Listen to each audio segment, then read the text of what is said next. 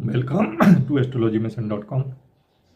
आज का टॉपिक है कि हम सामान्य शब्दों को जानें, उनके अर्थों को जानें, उनके व्यक्तित्व व्यवहार को जानें, उनके वाणी को जानें, उनका आशीर्वाद प्राप्त करें और अपने जीवन को धन्य बना लें। वो कौन लोग हैं जिनकी वाणी को मानकर, जिनकी सेवा सत्कार कर हम उनका अनुसरण कर अपने जीवन को धन्य कर सकते हैं। तो वो लोग हैं ऋषि, वो लोग हैं मुनि, वो लोग हैं साधु, वो लोग हैं सन्यासी, वो लोग हैं तपस्वी, वो लोग हैं योगी, वो लोग हैं संत, वो लोग हैं महात्मा, वो लोग हैं सत्पुरुष, वो लोग हैं सद्गुरु और वो लोग हैं शंकराचार्य, जिनकी वाणी को हम सत्य मानकर, उनकी वाक्यों पर चलकर, उपदेश पर चलकर, मार्गदर्शन में चलकर हम अपने जीवन को धन्य कर सकते हैं। तो सामान्यतः जब बात आती है तो ऋषि मुनि साधु सन्यासी तपस्वी योगी संत मनीषी इन सबको हम एक ही मान लेते हैं, जबकि इनका जो है सभी का जो है एक अलग काम है और एक अलग इनका अर्थ है। तो पहले हम जानते हैं कि ऋषि किसको बोलते हैं। ऋषि तू मंत्र दृष्टारा ना तू करतारा। कहते हैं ऋषि मंत्रों के दृष्टा हैं, वो मंत्रों के करतार नहीं हैं, वो मंत्रों को बनाने वाले नहीं हैं, वो मंत्रों के दृष्टारा हैं, देखने वाले। इसका अर्थ क्या है कि जो शोध करता है, जो श्रुति ग्रंथों का अध्ययन करता है एवं स्मृति ग्रंथों की रचना करता है, जो अपने योग से जड़ व चेतन दोनों को देखने में सक्षम है, वो ऋषि है। जैसे बालखिल्य ऋषि, जैसे सप्त ऋषि।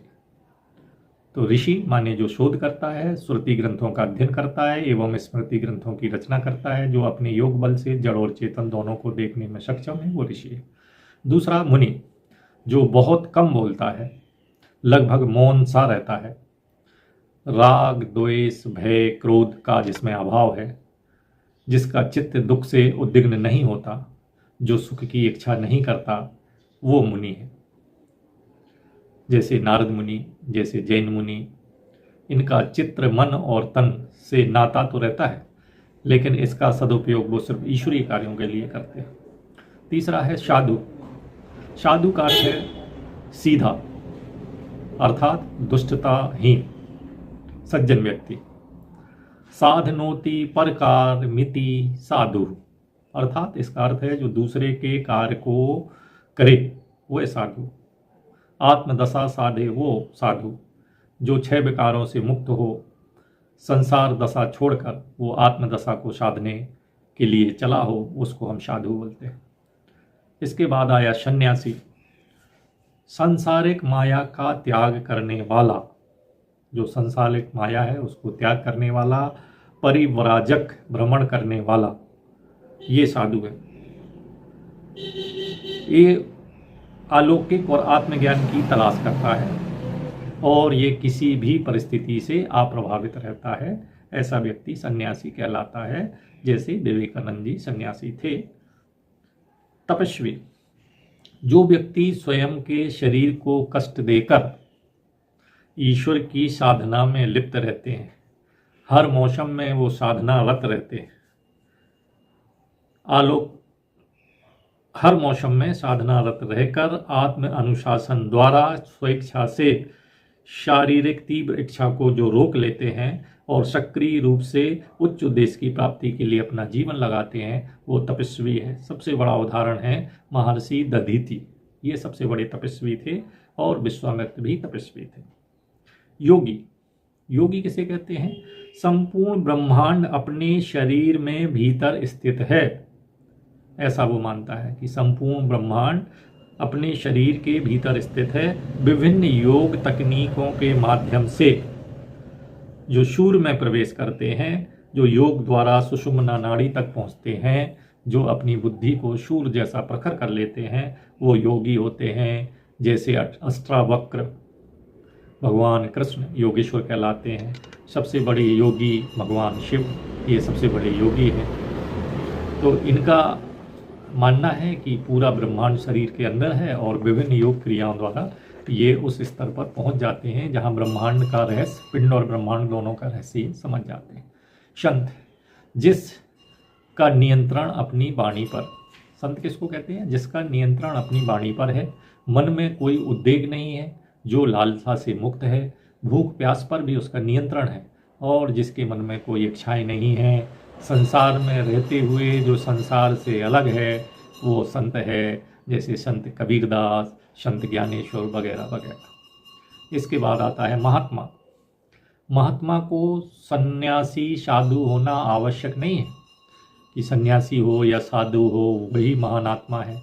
महान आत्मा अर्थात महात्मा को सन्यासी साधु होना आवश्यक नहीं है। ज्ञान व कर्मों द्वारा साधारण मनुष्यों से ऊपर उठना, वो अपने ज्ञान से, अपने कर्म से, जो साधारण मनुष्य हैं उनसे ऊपर उठकर संयम, आदर्श और आचरण से वो महान बन जाता है। सबसे बड़ा महात्मा कौन है? महात्मा विदुर। इसके बाद भी कुछ और शब्द हैं, कुछ और लोग हैं जिनका हमें अनुसरण करना चाहिए, जिसको बोलते हैं सत्पुरुष। सत्पुरुष जो सुशील हो, जिसका आचरण शुद्ध हो, जो परोपकारी हो, जो निर्लोभी हो, जो ईर्ष्या से परे हो, व्यवहारी हो, सबसे प्रेम करने वाला हो, लोगों पर प्रभाव डालने वाला हो, जो सत्य वचन बोलता हो, जो क्षमा कर देता हो, जो दयावान हो, जो सात्विक वृत्ति का बर्ताव करने वाला हो, उत्तम गुणों से युक्त हो, किंतु ईश्वर विषय ज्ञान से अभिभूत हो, ऐसे लोगों को हम सत्पुरुष बोलते हैं। ऐसे लोग सूर्य ग्रह से प्रभावित होते हैं। एक और शब्द आता है सद्गुरु। कि सद्गुरु क्या है? सद्गुरु ये त्यागी हैं, ये शरीर से अनासक्ति रखने वाले हैं, ये तपस्या करने वाले हैं, ये ईश्वरीय ज्ञान से परिपूर्ण ब्रह्मचर्य व्रत का पालन करने वाले हैं, दूसरों को ईश्वरीय ज्ञान देने वाले हैं और शिष्यों का कल्याण करने वाले होते हैं। जरूरी नहीं कि इनके शरीर पर गेरुए वस्त्र हो, ये पहनावा को ध्यान नहीं देते हैं। और ये ग्रह शनि, ये जो सद्गुरु हैं ये शनि ग्रह से प्रभावित होते हैं। एक और आता है सन्यासी की जगह, एक और आता है मठाधीश। मठाधीश किसको बोलते हैं? जो दंड को धारण करते हैं, जो वेदों को मानते हैं, वो मठाधीश होते हैं। जैसे शंकराचार्य, चारों धाम के शंकराचार्य हैं, ये मठाधीश हैं। इनके एक एक मठ होते हैं और ये मठाधीश बुध ग्रह से प्रभावित होते हैं। तो इस वीडियो में हमने जाना कि ऋषि क्या है, मुनि क्या है, साधु क्या है, सन्यासी क्या है, तपस्वी क्या है, योगी क्या है, संत क्या है, महात्मा क्या है, सत्पुरुष क्या है, सद्गुरु क्या है और मठाधीश क्या है। ये इस वीडियो में जाना। आशा है कि इनमें जो भेद है ये आप समझ गए होंगे। नमस्कार, जय गुरुदेव।